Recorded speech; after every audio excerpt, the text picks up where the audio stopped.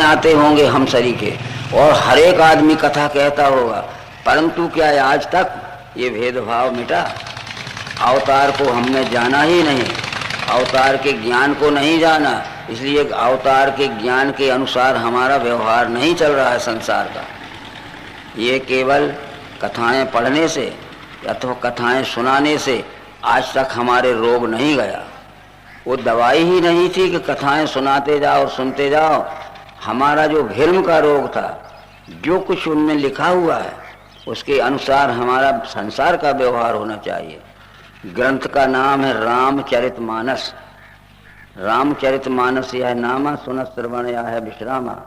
रामचंद्र जी का ज्ञान, रामचंद्र जी का गुण और रामचंद्र जी का चरित्र लिखा है।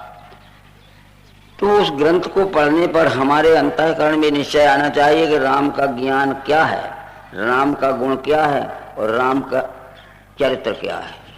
ये संस्कार हमारे में नहीं आए तब तो एक बात है कि पुस्तक पढ़ना ही हमारा समय काटू हो जाएगा और हमारा भ्रम नहीं गया।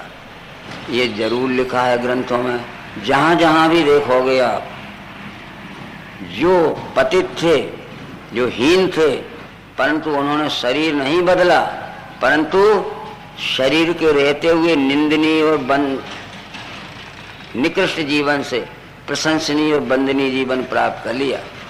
संत तुलसीदास जी रामचरितमानस जब लिखते हैं तो बालकांड के संस्कृत मंगलाचरण में, बालकांड में जो संस्कृत क्या किया है, इष्टबन कहते हैं, मंगलाचरण गाया है।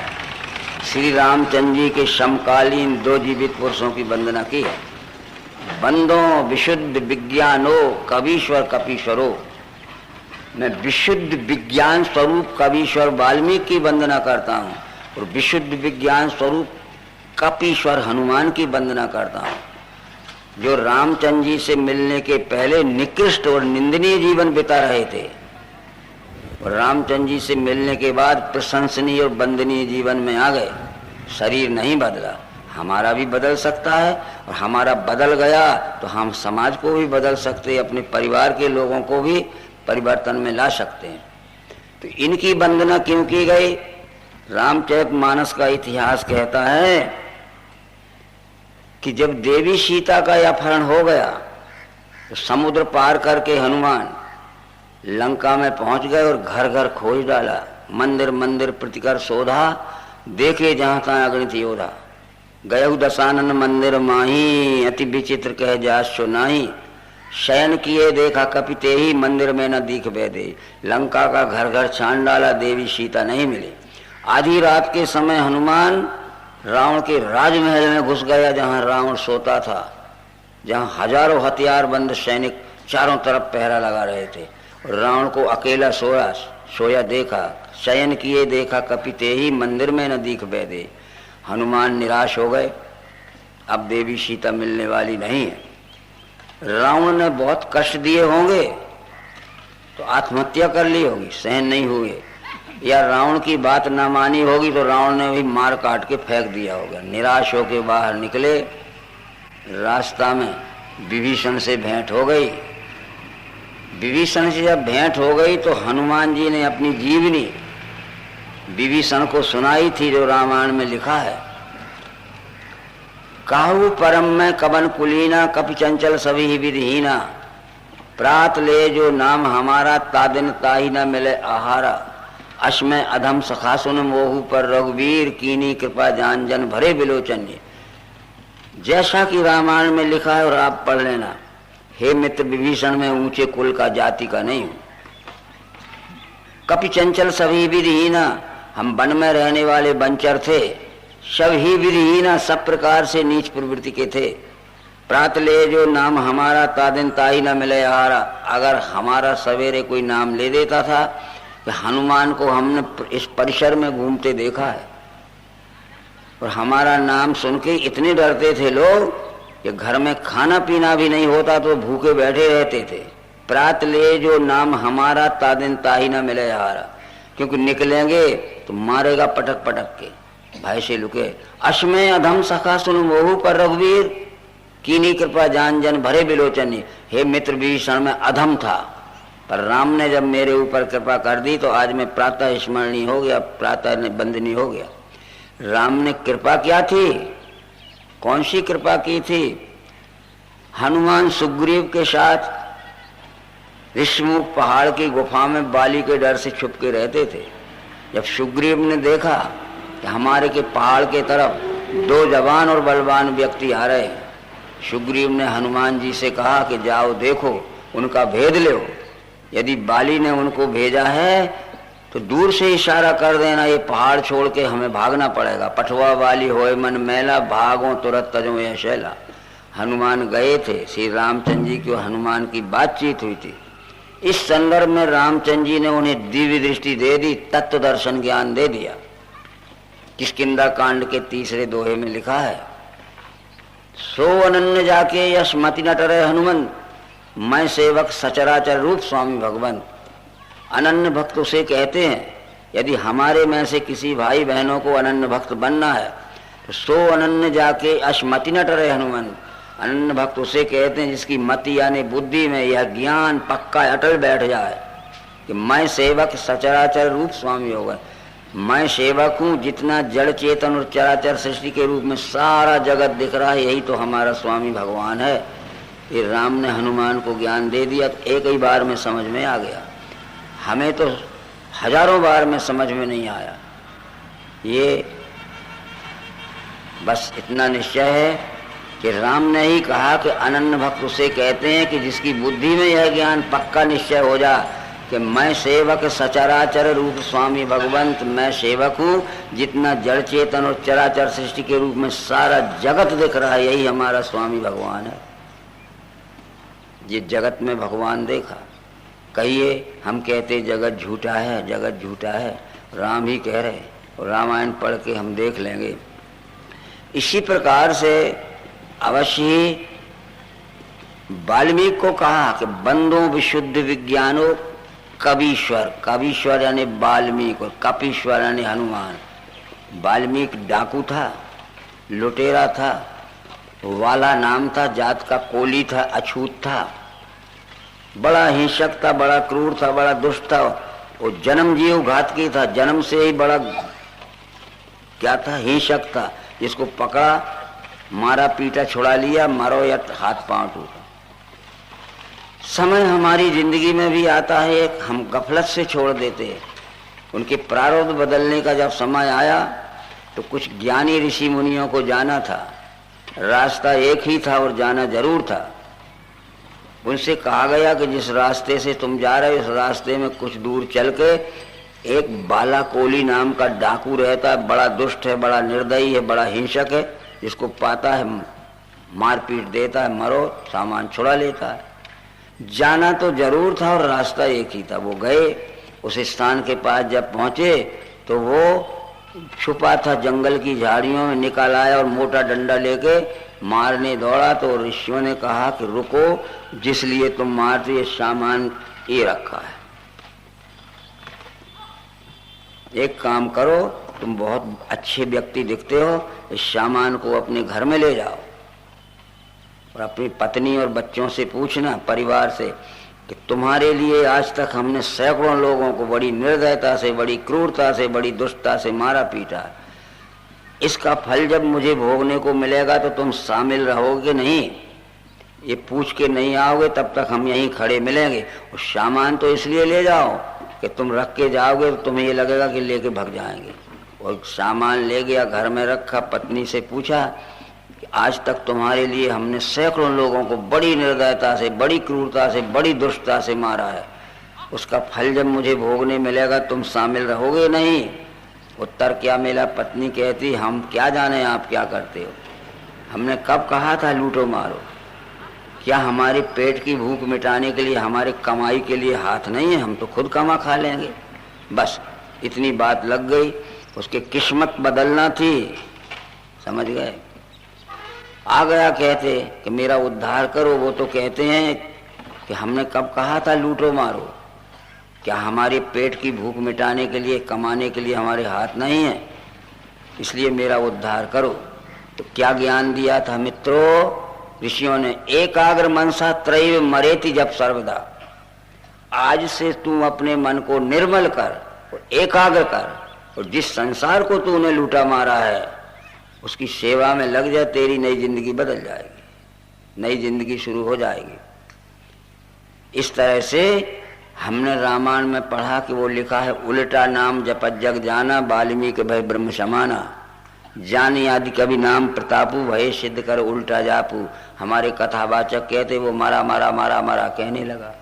अरे तुलसीदास ये नहीं लिख सकते थे कि मारा मारा कह के जग जाना, वाल्मीकि भय ब्रह्म समाना, कि जाने आदि कभी नाम प्रतापू, भय सिद्ध कर मरा जापू। ये गलत अर्थ किया और हम भी मानते गए आज तक।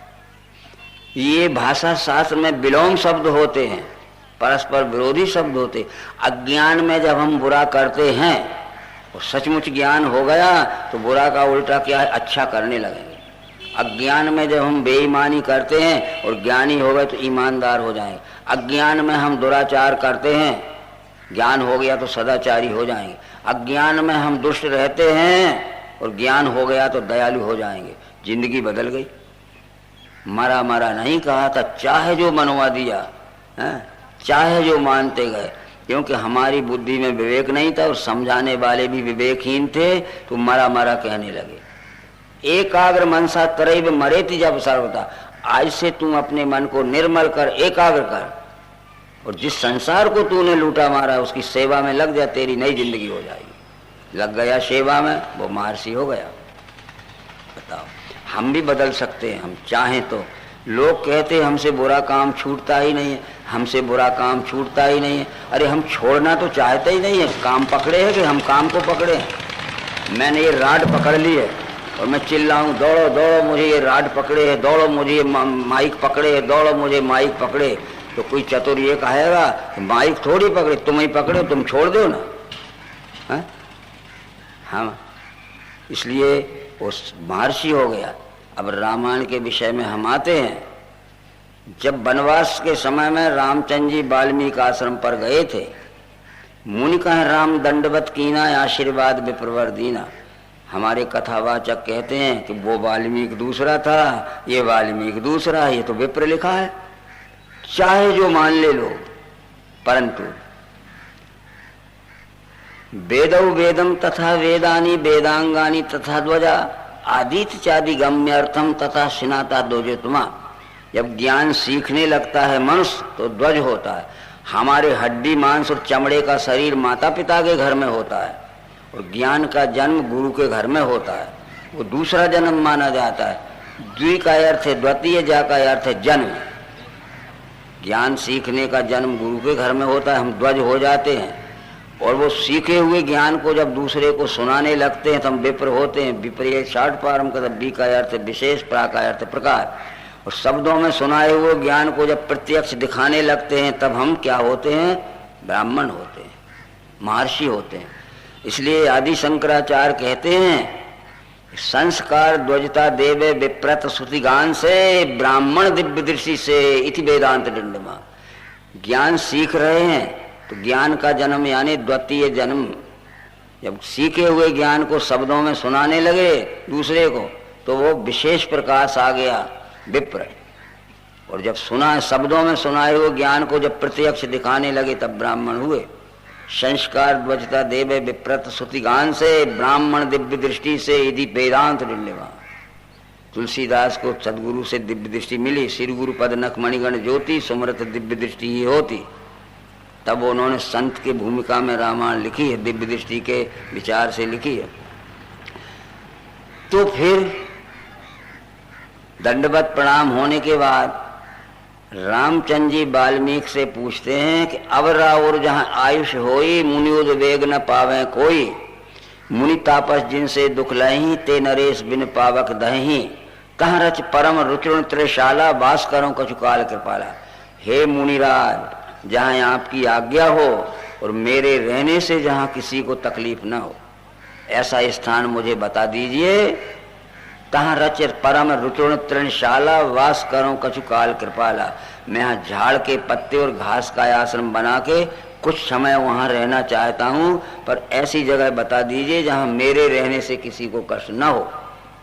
तो वाल्मीकि क्या कहता है कि पूछो मोह की रहूं कहाँ, मैं पूछत सक चाहूं और जहाँ न होता है देव कहे तुम्हें बताऊं ठाऊं।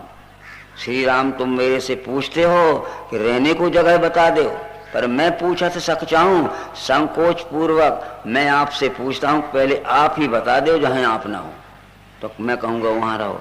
अरे पहले राम सब में दिखता होता तो डाकू काय को होता। ज्ञान मिलते ही राम सब में दिखने लगा तो वाल्मीकि कहने लगा कि पूछो मोह की राहूं कहाँ, मैं पूछत सक चाहूं, मैं भी संकोच पूर्वक आपसे पूछता हूँ जहाँ न हो तहाँ देव कहे तुम्हें बताऊं, पहले आप ही बता दीजिए। इतने बड़े संसार में जहाँ आप ना हो तो मैं कहूँगा वहाँ रहो, मुझे तो सब जगह दिख रहा है। जय जय अविनाशी सब घटवासी। परंतु शायद आपने मेरे ज्ञान की परीक्षा लेना चाहिए है, तो परीक्षा के रूप में बता देता हूँ जो वाल्मीकि ने राम को बताया। जिनके श्रवण समुद्र समाना, ये कथा तुम्हारी शुभग सर नाना, वरही निरंतर होए न पूरे, तिनके ही तुम कहें ग्रह रूरे। जिनके कान जो शब्द सुनते हैं आपके पंच तत्वात्मक विश्व रूप के आकाश तत्व के ही गुण शब्द अनुभव करते, उनके हृदय में बसो।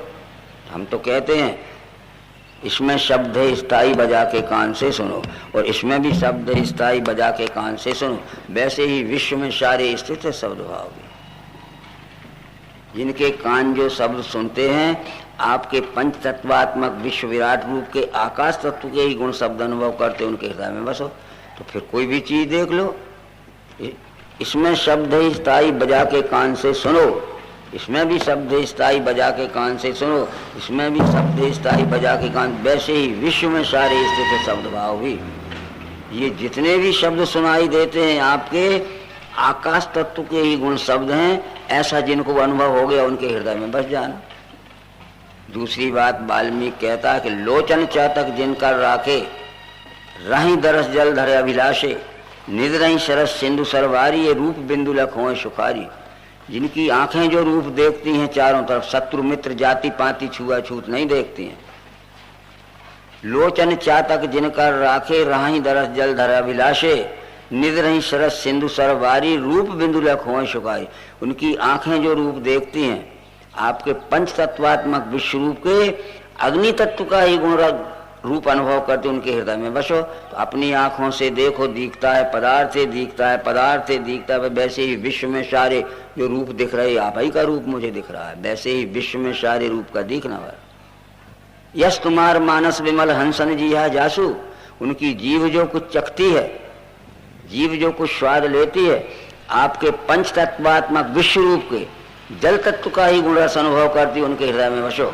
तो फिर देखो जीव से ये लगा देखो वस्तु में कुछ स्वाद है, तो जीव से ये लगा देखो वस्तु में कुछ स्वाद है, अपने हाथ को जीव से लगाए वस्तु में कुछ स्वाद। ऐसे ही विश्व में भी रस भाव भरा हुआ, उनकी जीव जो कुछ भी चखती है आपके पंचतत्वात्मक जल का गुण रस अनुभव करती है, इसलिए रस रूप से ही सब जगह, वैसे ही विश्व में भी रस भाव भरा हुआ, आप ही तो भरे हो।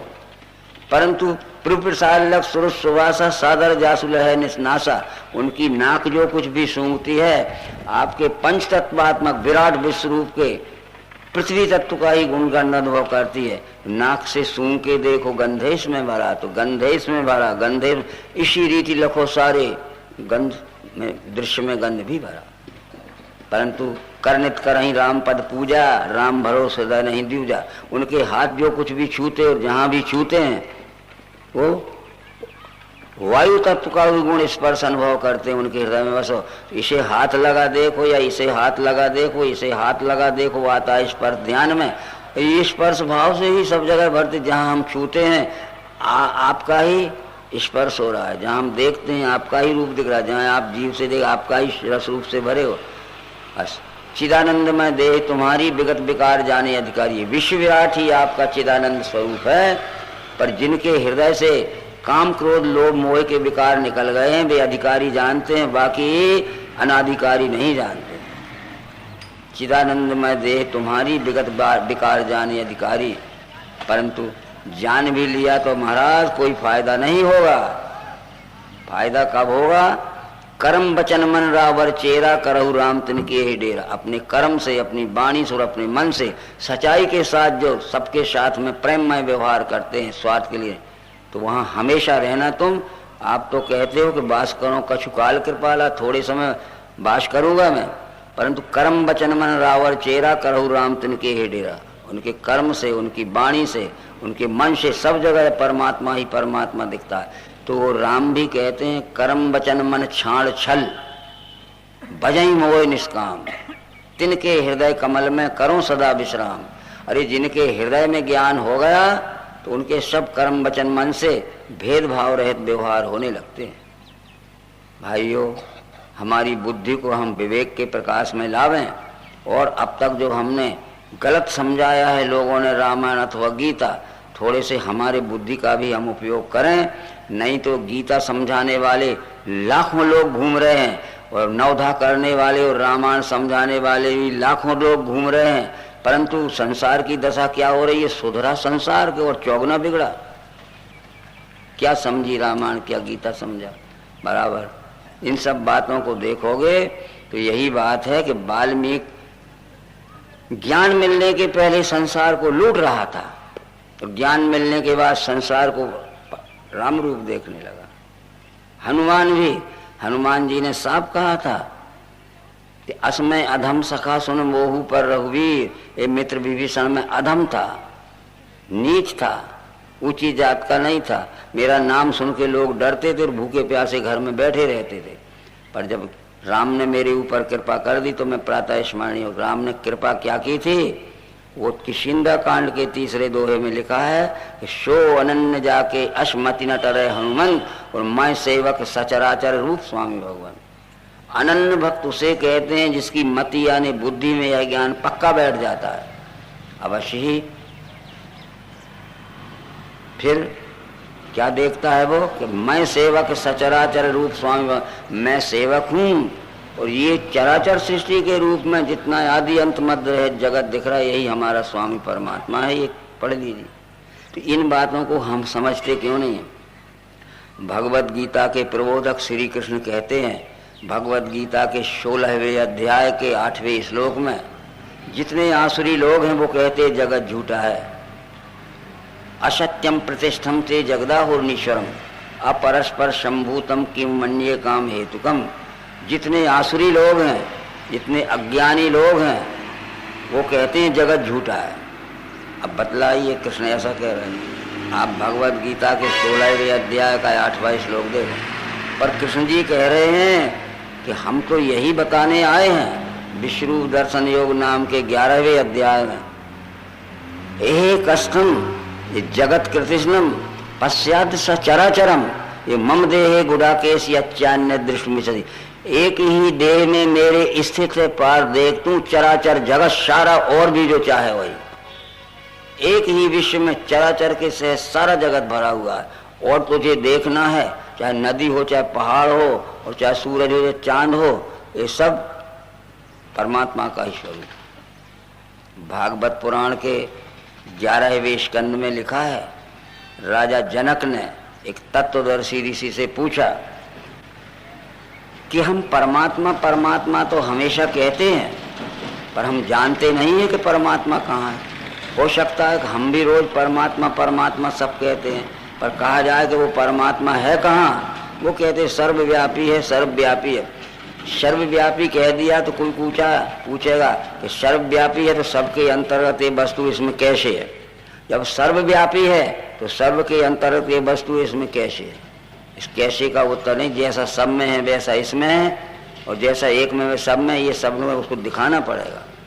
इसलिए निश्चित है कि ये ज्ञान जो है बगैर दिव्य दृष्टि के नहीं हो सकता। व्याप्त है सम सर्वत्र परमात्मा यह देख के, फिर आत्म प्रेम नहीं त्यागे वो पावे परम गति, कृष्ण जी कह रहे। परंतु किसी भी वस्तु को पहचान करने के लिए अंगों से पहचान होती है, अंगों के नाम होते हैं, अंगों के गुण होते हैं। भगवत गीता के ज्ञान विज्ञान योग नाम के 7वें अध्याय के 4थे श्लोक में कृष्ण जी कह रहे हैं कि पहले अपने शरीर को देखो और फिर सबको देखो। पहले खुद में देखो, सब में देखो। पृथ्वी जल अग्नि वायु आकाश मन और धी अहंकार, यही मेरे प्रकृति के 8 अंग हैं। देखो हमारा शरीर, पृथ्वी जल अग्नि वायु आकाश 5 तत्वों का बना है। इसमें क्रियाशीलता के लिए हमारे पास मन बुद्धि अहंकार है। हमारे पिंड शरीर ये 8 अंगों का बना हुआ है। तो क्या आपके शरीर 8 अंगों के नहीं है? आपके शरीर भी 5 तत्वों का बना है। आपके शरीर में भी मन बुद्धि अहंकार। तो क्या वो अमेरिका के लोगों के नहीं है? जो 5 तत्व 3 गुण 8 अंगों का ये पिंड शरीर बना है जीव का, वो 5 तत्व 3 गुण 8 अंगों का ये सारा विश्व बना हुआ है। यत यत पिंडे तत् तत् ब्रह्मांडे। यही बात राजा जनक को समझाई थी कि परमात्मा तो सदैव दिखता है पर तुम पहचानते नहीं हो। बराबर। खम वायु अग्निम सलिलम महीचा ज्योति सत्वानि दिशो दुर्मादीन सरत समुद्रांश हरे शरीरम यत्किंच भूतम प्रणवेद नन्या। खम कहते हैं आकाश को, वायुम कहते वायु को, अग्निम कहते अग्नि को, सलिल कहते जल को और मही कहते पृथ्वी को। देखो पृथ्वी जल अग्नि वायु ये अनंत विस्तार में 5 तत्व दिख रहे हैं। ज्योतिष जितनी प्रकाशवान चीज है, सूर्य नक्षत्र तारे, दिशा जितनी 10 दिशाएं हैं, पूरब पश्चिम उत्तर दक्षिण ईशान आग्नेय नैऋत्य वायव्य नीचे ऊंचे, और जितने भी ये द्रुमयादीन हैं, द्रुम कहते हैं लता बेल वनस्पति पौधे झाड़, शरित एक नाली में बहते हुए छोटी सी पानी से लेकर महानदी तक, समुद्रांश गड्ढे में भरे हुए पानी से लेकर महासमुद्र तक, यही तो सब परमात्मा का शरीर है। देखो ना, पहचानते नहीं। ये भी उत्तर दिया गया था। अब परमात्मा दिखता ही है और किसको पहचानोगे? बस ये सर्वांग योग की युक्ति में लिखा है। इस विषय पे प्रायोगिक प्रक्रिया द्वारा समझाया जाएगा। तो किसी वस्तु की पहचान अंगों से होती, अंगों के नाम होते हैं, अंगों के गुण होते हैं। अंग हैं 8, क्षर में अंग हैं 8, अष्टांग क्षर साकार, भिन्न प्रकृति अष्टधा। 8 अंगों के नाम हैं पृथ्वी जल अग्नि वायु आकाश मन बुद्धि अहंकार। 8 अंगों के गुण हैं। पृथ्वी का गुण गंध है, जल का गुण रस है, अग्नि का गुण प्रकाश रूप है, वायु का गुण स्पर्श रूप है, आकाश का गुण शब्द रूप। इसमें हमें 5 गुणों से 5 तत्व देखना है। कोई भी चीज में देख लेना है आप। पृथ्वी का गुण गंध यहाँ कैसे देखोगे? नाक से सूंघ के देखो, गंध है इसमें भरा। इसी रीति लखो सारे दृश्य में गंध भी रमा। पृथ्वी तो हमारी आंखों को दिखती है, ये तत्व नहीं, ये 5 का कॉम्बिनेशन है। पर पृथ्वी का मूल तत्व क्या है? गंध तन्मात्रा है। वो आंख से नहीं दिख सकती, हाथ से छू के गंध को नहीं जान सकते, जीभ लगा के गंध को नहीं जान सकते, और कान से सुन के गंध नहीं, केवल नाक से सूंघ के देखो गंध है इसमें भरा। इसी रीति लखो सारे दृश्य में गंध भी रमा।